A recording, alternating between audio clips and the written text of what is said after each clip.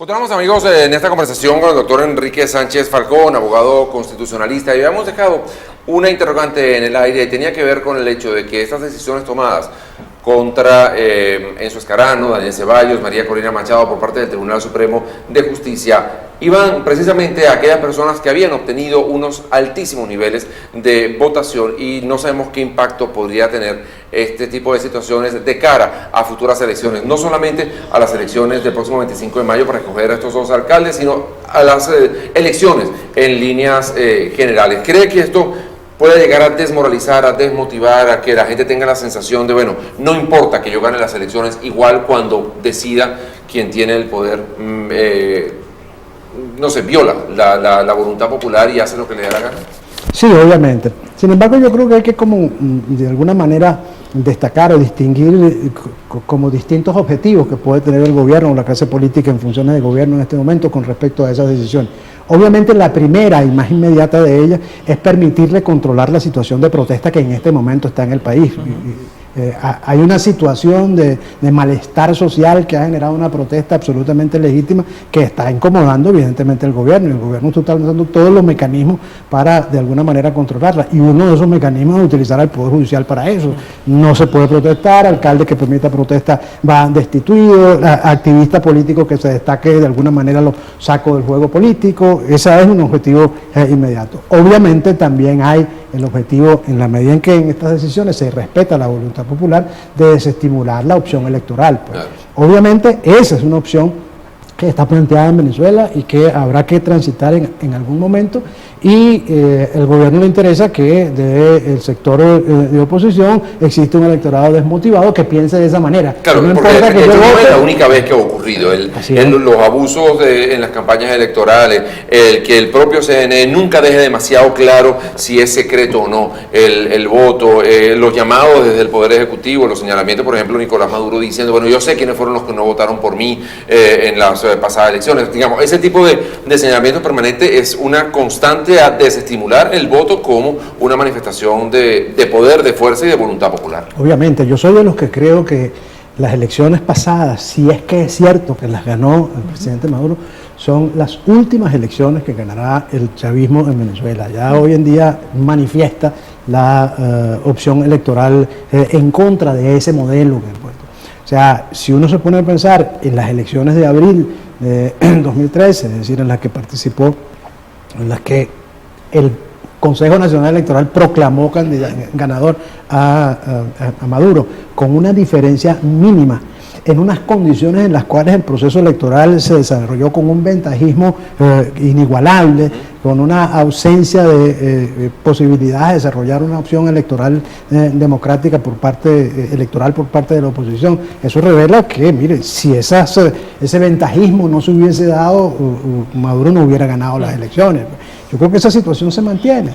Si se mantiene en los sectores de la alternativa democrática, el valor de la unidad, mire, en el momento en que haya una opción electoral, obviamente que la va a ganar la oposición. Con todo y el ventajismo. Con todo y el ventajismo. Cayendo ya en terreno. Ellos suelen señalar las elecciones municipales como unas elecciones en las que demostraron una superioridad porque ganaron con un porcentaje muy elevado. Pero las elecciones municipales no son una muestra para valorar la tendencia electoral desde el punto de vista de las opciones políticas decisivas. Pues, no era una elección decisiva, y ahí funcionaba el abstencionismo, funcionaron una serie de cosas que dieron ese resultado.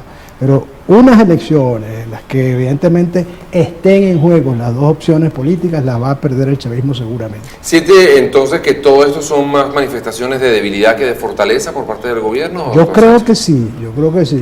O sea, yo creo que estamos frente a un gobierno sumamente débil en primer lugar porque el líder del gobierno, es decir, el presidente de la República, se siente atrapado entre los distintos factores del poder. O sea, y es perfectamente perceptible. O sea, uno se imagina a Chávez gobernando, y la imaginación le permite pensar que Chávez no necesitaba consultar con nadie las decisiones que como presidente tenía que tomar.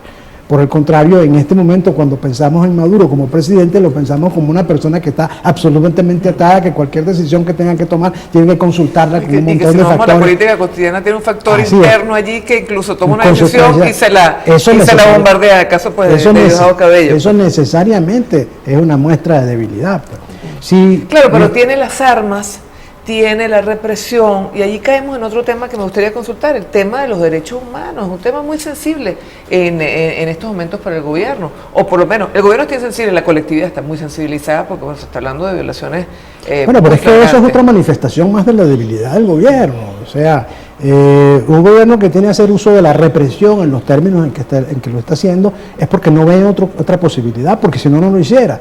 El mismo Chávez nunca tuvo necesidad de usar la represión en los términos en que lo usó, en que se está usando en este momento, porque tenía, digamos, una fortaleza del régimen que permitía que él pudiera actuar de esa manera, pero este gobierno no. Este gobierno no tiene otra cosa sino que usar la represión, y se está dando una circunstancia además que es necesario destacarla, o sea, los dos momentos de mayor represión de la Venezuela contemporánea las podemos ubicar en el Caracazo y en estas manifestaciones. Y en ambos son los militares que están en el poder actualmente. En ambos están presentes los militares que estuvieron.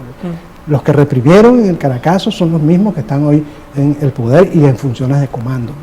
O sea, la misma cúpula, el mismo grupete, el mismo grupo. Por ahí en el... O sea, cuando un régimen tiene necesidad de usar la represión de manera tan brutal como se está usando en este momento, es porque no se siente fuerte. O sea, si se fortalece, no necesitará eso. Estamos a 30 de abril, siempre la fecha del 1 de mayo, pues se espera con mucha expectativa de parte de los trabajadores. Nos acaban de dar unos indicadores económicos que se habla de 60% de inflación, con unos niveles de desabastecimiento rondando el 30%. Y si desagregas eso en alimentos, va a perder el 60%. Claro, eso es muchísimo más. Y cuando, además eso guiándonos por cifras oficiales del Banco Central de Venezuela, cuando una canasta básica está costando cerca de 17.000 bolívares, el gran anuncio que hace el gobierno es que van a llevar el salario mínimo a 5.000 bolívares. O sea, que hacen falta 3 salarios mínimos por lo menos para poder comprar la canasta básica, y ese salario mínimo lo está disfrutando, lo está cobrando aproximadamente el 80%